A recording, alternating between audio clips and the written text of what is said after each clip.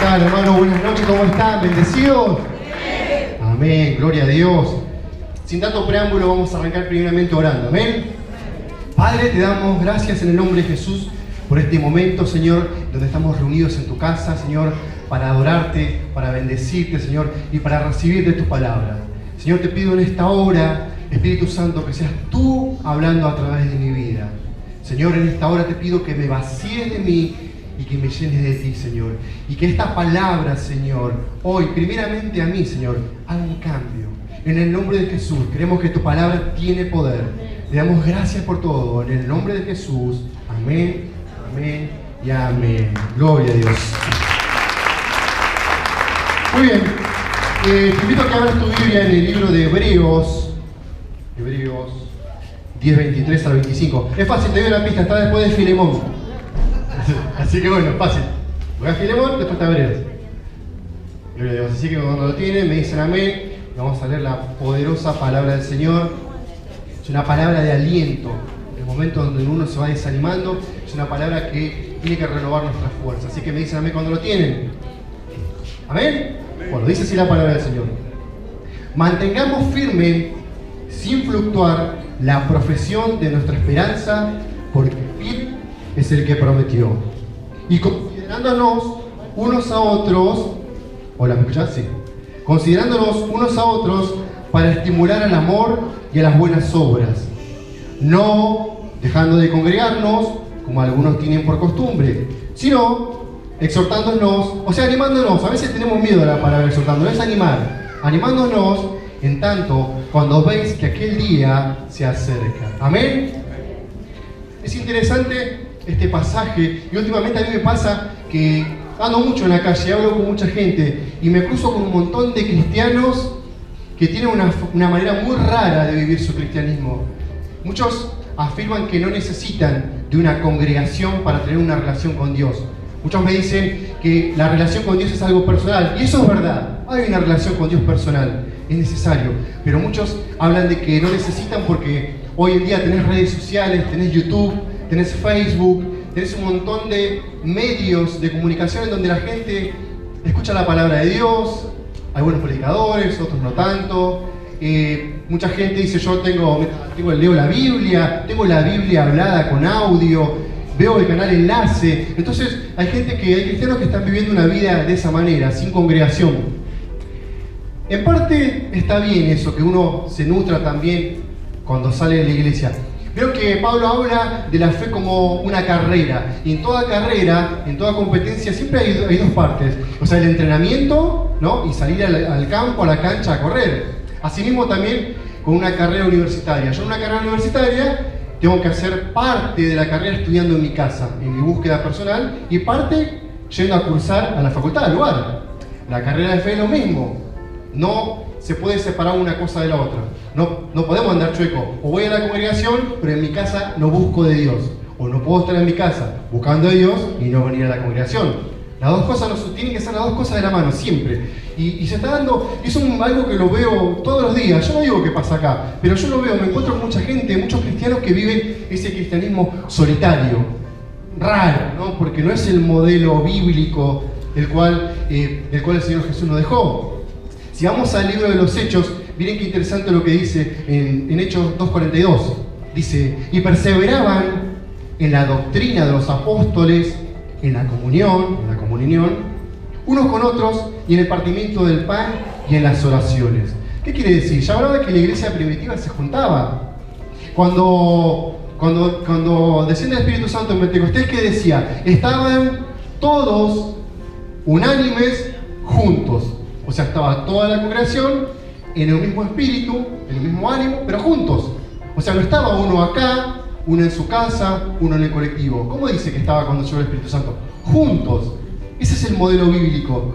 Y yo a veces realmente me sorprendo cuando dice, yo realmente tengo comunión con Dios porque estoy en mi casa y me conecto con Dios, es una relación acá entre Él y yo. Está bien, bárbaro. Pero el modelo que establece la palabra de Dios es el modelo de la congregación, de juntarnos, de estar juntos. Amén. Eso no lo digo yo, lo dice la palabra de Dios. Y fíjense, después en Mateo 18:20 dice, este es un versículo que todos conocidos y todos lo utilizamos, que dice, Porque donde están 2 o 3 congregados en mi nombre, allí estoy yo en medio de ellos.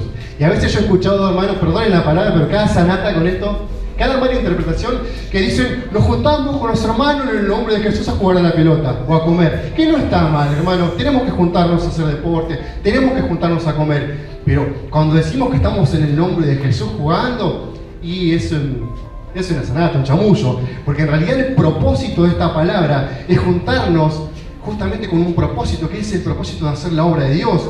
Con el propósito, como ahora que estamos reunidos y sabemos que el Espíritu Santo está en medio nuestro, porque nos juntamos para adorarlo, para bendecirlo y para recibir su palabra, para recibir su instrucción. Ese es el modelo que habla acá, que Él está en medio nuestro cuando estamos con un propósito realmente que da frutos. ¿Amén?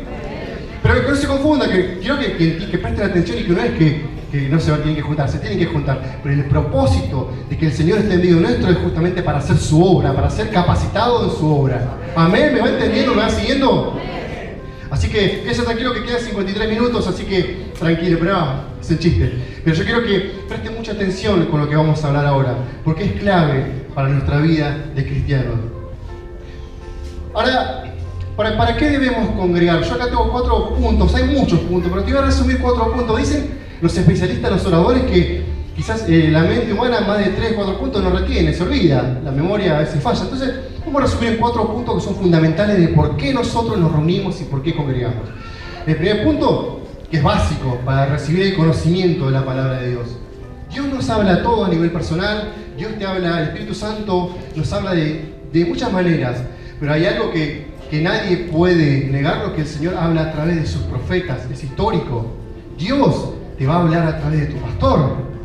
Dios hay ciertas palabras que te va a hablar a través de tu líder. Vos no podés decir que siempre te va a hablar a vos. Es necesario venir a congregar porque Dios te va a hablar a través de su ungido. Dios cuando va, como hablaba el pastor, que la visión se la baja a uno y ese uno le imparte al resto. Entonces, cuando creemos que nos quedamos en casa y no es tan efectivo nuestro cristianismo. Y también es necesario venir para entrenarnos. Este es nuestro cuartel general de entrenamiento. Sabemos que el Señor Jesús nos dejó la gran comisión de ir a llevar el Evangelio, de llevar la buena noticia, pero para la cual debemos estar entrenados. Imagínense usted un soldado que va a la guerra y no se entrena, no sabe cómo utilizar un arma. ¿Cómo termina? Mal. Dice la palabra del Señor que nuestras armas poderosas en Dios son para derribar fortalezas, de argumentos que se levantan en contra de nuestra mente. Y para eso nosotros tenemos que estar entrenados, hermanos. El diablo no juega a ser diablo y nosotros muchas veces jugamos a ser cristianos. Yo sé que acá no pasa, pero a muchos que se están apartando les pasa. Entonces usted tiene la tarea de transmitir esa palabra y de animar a aquel que se está quedando. ¿Amén? Me va siguiendo, bien. Otro tema es que aprender el amor al prójimo. Yo si estoy encerrado en mi casa viviendo ese evangelio solitario, ¿cómo voy a aprender el amor al prójimo? Es imposible si yo no convivo con otro. ¿Cómo voy a aprender a amar? Porque fíjese que el amor no es algo que se siente, algo como, no sé, unicornios arcoíris. El amor de Corintios, el amor que habla la palabra de Dios, es un amor que se tiene que aprender. Ese amor que uno busca lo suyo, que no es jactancioso, no es algo que a uno le nace, lo tiene que aprender. En el camino de Dios tenemos que aprender muchas cosas. Entonces, ese amor al prójimo, uno lo empieza a aprender cuando empieza a convivir con su prójimo, con su hermano, con su compañero de milicia. Amén, ¿me va entendiendo? Dice Jesús que en esto conocerán que son mis discípulos, en que se amen los unos a los otros. Entonces es una verdadera sanata ese evangelio solitario que muchos están viviendo. Otro punto que quedó en evidencia en estos días que es trabajar en equipo, hermano. Lo que se hizo, toda esa logística al servicio del Dios en este congreso fue por el trabajo en equipo. Imagínense una sola persona que quiera mover toda esa maquinaria, es imposible. Por eso es necesario el equipo. Ayer también el pastor hablaba y como si nos recordaba que Jesús mandaba a los discípulos de 2 en 2. Trabajo en equipo, hermano. Eso en su casa no lo va a aprender. Y ese es el modelo bíblico que el Señor Jesús nos dejó. Y otra que esto quiero que digan amén, aunque no le gustan. Hay que venir a congregar para aprender la obediencia. Hermano, tenemos autoridad, pero para tener autoridad tenemos que estar sujetos a autoridad. Si yo estoy en mi casa y hago las cosas como yo quiero, de la manera que quiero, de la forma que yo quiero, realmente mi orgullo no va a morir nunca. Y el patrón normal del que está solo con el cristianismo solitario, que es rebelde, porque está acostumbrado a hacer lo que quiere. Entonces es necesario para aprender la obediencia congregar, estar en un cuerpo, estar en sujeción con un pastor, con un líder, es muy necesario. Pero no quiero extenderme mucho. Y el pasaje que acabamos de leer, ¿qué nos enseña? Aparte de estos tips que te digo que tiran ese argumento falso del cristianismo solitario. El pasaje nos enseña cosas interesantes que dice, por ejemplo, mantenernos firmes. ¿Y por qué nos mantenemos firmes? Porque fiel es Dios, el que dio sus promesas. Él es fiel y a pesar de toda circunstancia, el Señor va a cumplir sus promesas, entonces tenemos que mantenernos firmes. Si realmente creemos a Él y tenemos fe en que Él es fiel, debemos mantenernos firmes a pesar de toda circunstancia. Amén. Después el pasaje también nos habla de buscar forma de motivarnos a realizar buenas obras. El otro día, la verdad que me gozaba cuando Marcos me contaba que estuvieron con la gente de San Martín repartiendo ayuda a los necesitados. Decía, papá, realmente me sentía tan bien haciendo eso. Y esas son las buenas obras, las que te animan, las que hacen que tu fe crezca. No por nada dice animándonos a las buenas obras, porque no es solo recibir palabra de Dios, también tenemos que hacer buenas obras. Y esto lo dice el pasaje, no lo digo yo. Otra cosa que dice que esta, en la cual vamos a hacer hincapié, que es no dejar de congregar como algunos tienen por costumbres. Ahora vamos a desarrollar ese punto. Y el punto 4 dice animándonos porque el día se acerca. ¿Qué día? El día de la venida del Señor. ¿Cuántos creen que el Señor va a venir? Amén. Bueno, entonces es un tiempo en donde debemos empezar a animarnos porque ese día se acerca. El panorama mundial nos evidencia que ese día se acerca. No sabemos ni el día ni la hora, pero que está próximo, está próximo. Quizás no lo veamos nosotros, nuestros nietos, pero tenemos que animarnos e impartir eso a las generaciones que vienen detrás nuestro. Amén. ¿Y sabe qué? Y vieron que le dije que lo que vamos a hacer hincapié es el tema de la costumbre. Este versículo no habla para el inconverso, habla a la iglesia, porque dice no dejar de congregar como algunos tienen por costumbre. Y a mí cuando empecé a ver este mensaje, la palabra costumbre me hacía mucho ruido, la palabra costumbre. Y empecé a interiorizar sobre el tema. Primero te leo un versículo y te cuento lo que pasa con la costumbre. En Lucas 4:16 dijo Jesús, vino Jesús a Nazaret, donde él se había criado, y en el día de reposo, que es el día del Señor, entró a la sinagoga y conforme a su costumbre, repita conmigo, costumbre, se levantó a leer. Conforme a la costumbre de los judíos, iban el día de reposo a la iglesia, a la sinagoga, ¿no? Y leían la palabra del Señor.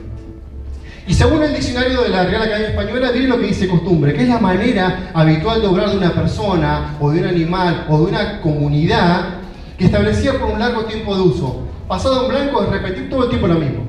Y a mí me venía la palabra costumbre, y me recordó cuando cursé Derecho Romano en la facultad. Y ustedes saben que el derecho, las leyes, dice que las leyes son las normas jurídicas que regulan la conducta de las personas en una sociedad. Pasado en limpio son los que ponen nuestros límites o los que nos marcan una pauta para conducirnos. Pero esas leyes no nacen de la nada. Los romanos, los griegos eran los filósofos y los romanos eran realmente grandes doctores de la ley. Y los romanos, antes de tipificar las leyes, las leyes venían de una fuente, de la fuente del derecho. La fuente vendría a ser como las raíces de un árbol. ¿Y saben, curiosamente, cuál es la fuente del derecho? La costumbre, de lo que hablábamos hoy, ¿no? La costumbre de dejar de congregar, la costumbre de reunirse en la sinagoga, y la costumbre es una fuente de la ley. Yo quiero que prestes mucha atención a lo que te voy a decir. Por ahí parece confuso, pero es importante que entiendas esto. Los romanos, cuando en un determinado tiempo tenían costumbres, usos y costumbres que eran aprobados por la sociedad, después de un determinado tiempo, después de años, de décadas, esa costumbre, ¿saben qué pasaba? Tomaba fuerza de ley. En la ley, el derecho, nace de la costumbre de las sociedades. Cuando la gente empieza a aprobar esa costumbre, toma fuerza de ley. Y acá viene lo que te quiero hablar. La costumbre de dejar de congregar, en un momento se vuelve ley en nuestra vida. Cuando vos dejas de ir a la célula un día, la semana siguiente dejas de ir, no venís a la congregación, no vas a ninguno de los eventos, se va generando un patrón de costumbre. Y esa costumbre, así como en el plano material, toma fuerza de ley, la costumbre de no congregar también toma fuerza de ley en tu vida. ¿Y quién que se hace un proyecto de ley, se lo sanciona, se lo aprueba, va a quebrantar una misma ley? Si yo le hago una ley para mí, y es esa ley de no congregar, yo mismo no la voy a quebrantar. Y no nos damos cuenta, pero así funciona la costumbre. Por eso quería hacer hincapié justamente en la costumbre, en la mala costumbre, así como hay buena costumbre. Pero la mala costumbre viene sin que nos demos cuenta y toma fuerza de ley en nuestra vida. Parece duro, ¿no? Pero es así, es una realidad. La costumbre toma fuerza de ley en tu vida. Fíjense lo que dice la palabra del Señor en la parábola del sembrador. Esto habla de cómo llega la costumbre. ¿Qué tendrá que ver? Bueno, ya hablamos que la costumbre nos genera este mal hábito, pero ¿cómo viene en el plano espiritual esta mala costumbre? No voy a leer toda la parábola del sembrador porque nos vamos a extender, pero fíjense que en Lucas 8:14 dice, habla de la semilla. Dice, la que cayó entre espinos, estos son los que oyen, pero yéndose son ahogados por los afanes y la riqueza y los placeres de la vida y no llevan fruto.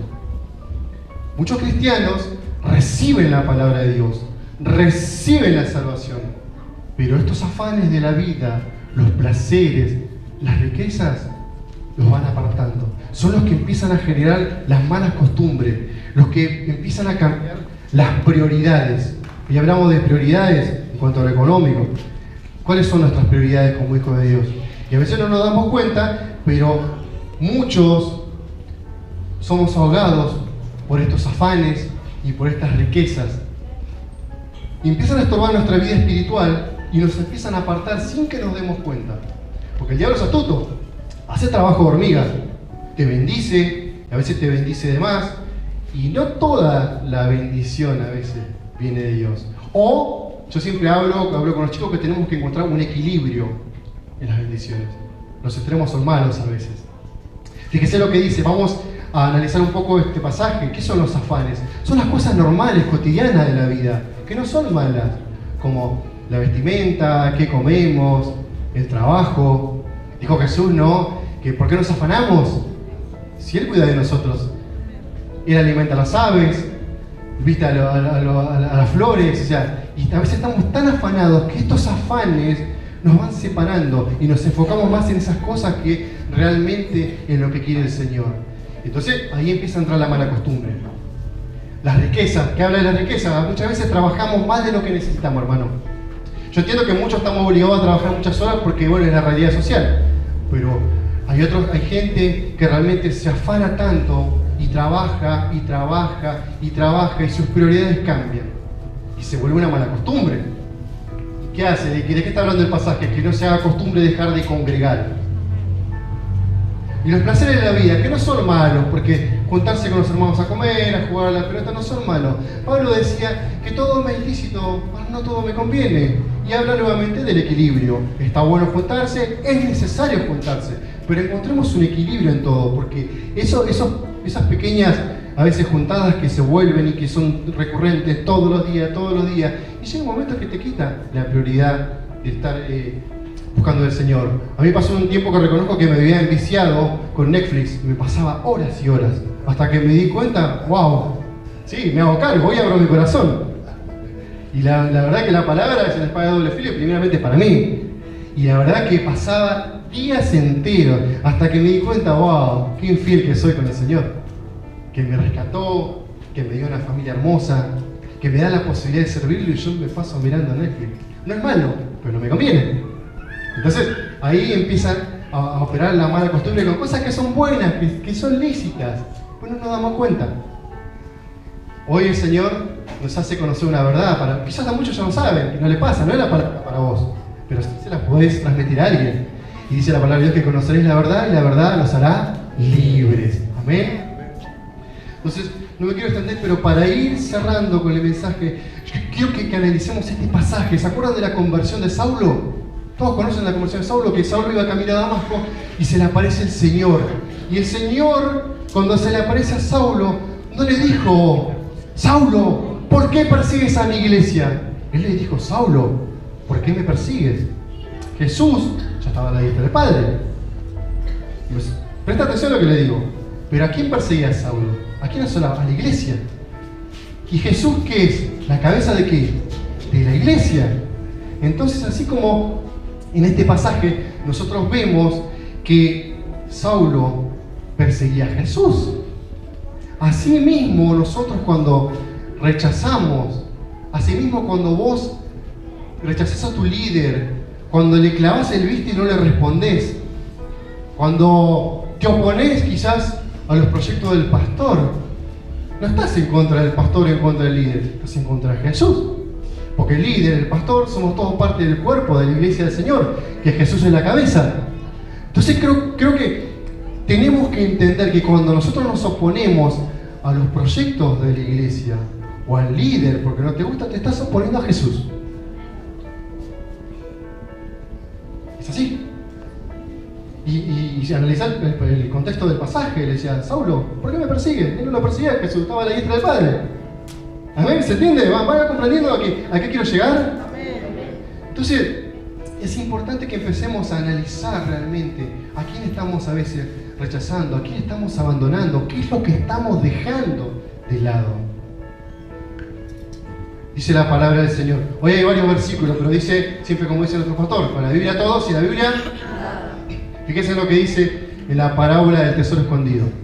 Mateo 13:44 dice: además, el reino de los cielos es semejante a un tesoro escondido en un campo, el cual un hombre halla y lo esconde de nuevo, y gozoso, por ello va y vende todo lo que tiene y compra ese campo. Impresionante. Hace una comparación de lo que es el reino de los cielos. Ese hombre que encuentra ese tesoro, no le importó nada, vendió todo por ese tesoro. Ese tesoro es el tesoro de la salvación, del reino de Dios. Entonces cuando nosotros a veces no puedo entender a veces, ¿cómo despreciamos un tesoro tan grande? Y hoy pensaba, mientras charlaba con mi esposa, pensaba en ese Jesús que padeció, que fue torturado, que fue humillado, y pensaba que era un chico de 33 años. Porque a veces pensamos Jesús, hecho hombre, y por ahí nos imaginamos un hombre grande, fuerte, pero 33 años, un chico, un poco más grande que Darío. No digo que era igual a Darío, fue un chico joven, que padeció la tortura cruel de los romanos. Todos creo que vimos la pasión de Cristo, vimos esa tortura, que es realmente bastante fiel esa película en la descripción. Entonces, me preguntaba hoy, qué tremendo, ¿no? Cuando rechazamos al Señor, estamos rechazando a ese hombre que vino, que dio todo, que sufrió por nosotros, y lo rechazamos. Y empezamos a tener esta mala costumbre de dejarlo. Y la costumbre se hace ley, y nos apartamos. Y después no entendemos por qué las cosas pasan. Estamos rechazando a Jesús, hermanos. Nos está rechazando al líder, nos está rechazando al pastor. Pero tengo una buena noticia, que tenemos un Dios de oportunidades. Un Dios bueno. No es un Dios que está esperando para fulminarte. Es un Dios de oportunidades. Es un Dios bueno. Y cierro con este pasaje en el cual nos insta a tomar una decisión. Miren qué interesante lo que dice Josué 24, del 14 al 16. Es tremendo. Ahora pues, temed a Jehová y servirle con integridad y en verdad, y quitad de entre vosotros los dioses a los cuales sirvieron vuestros padres al otro lado del río y en Egipto, y servid a Jehová. Y si mal os parece servir a Jehová, escogeos hoy a quién sirváis, si a los dioses a quienes sirvieron vuestros padres cuando estuvieron al otro lado del río, o a los dioses de los amorreos en cuya tierra habitáis. Pero yo y mi casa serviremos a Jehová, dijo José. Amén. Y continúa diciendo: entonces el pueblo respondió y dijo: nunca tal acontezca que dejemos a Jehová para servir a otros dioses. Y a veces esos dioses son los ídolos que nos hacemos, los que llevan nuestra prioridad. Lo que es lícito, lo que es bueno. Hasta la familia a veces se vuelve un ídolo. Nosotros a veces le damos más prioridad a estar con la familia y dejamos a Dios. Y dejamos al dador de la bendición por la bendición. Esto también me recuerda a Génesis 22, cuando Abraham iba a sacrificar a su hijo. ¿Qué pasó? Abraham demostró el amor a Dios, porque él demostró en ese momento que él amaba más al dador de la bendición que a su bendición. Eso es fe. Y lo más terrible, lo más tremendo, perdón el concepto, es que cuando Abraham en ese momento va a sacrificar a su hijo, le dice a los criados: quédense, que muchachos, yo iremos, adoraremos y volveremos. Y creo que fue la primera vez que se nombra la palabra adoración en la Biblia. Y hay una ley que se llama la ley de la primera mención en teología, que establece que cuando una palabra se nombra por primera vez en la Biblia, el significado en adelante es el mismo. Entonces, la verdadera adoración es ese sacrificio a Dios por amor, por amar al dador de la bendición más que a la bendición. Así que esta palabra, poner la pista, Adrián, te invito a que te pongas de pie. Quizás no es para vos, porque quizás estás siendo un siervo fiel y servís en todo, pero déjame decirte esto. Dice Pablo en su palabra que el que cree estar firme, guarda que no caiga. A veces nosotros creemos que estamos firmes, a veces creemos que estamos caminando bien, y es verdad, pero nos podemos equivocar. El diablo es astuto y los afanes de la vida nos pueden llegar a crear una mala costumbre, y esa mala costumbre que rechacemos al Dios que nos amó y que dio todo para que podamos vivir una vida plena y para que podamos vivir una eternidad de felicidad y en su gloria, y que nos da la esperanza inclusive de poder ver a nuestros familiares queridos que hemos perdido. Hermano, es una gran bendición, y que realmente tenemos la posibilidad y está al alcance de nuestras manos. Así que te invito a que pases al frente, así no sea una palabra para vos, pero para que el Señor te fortalezca, para que no llegue el momento en donde alguna tentación te pueda separar de ese propósito que tiene Dios para tu vida.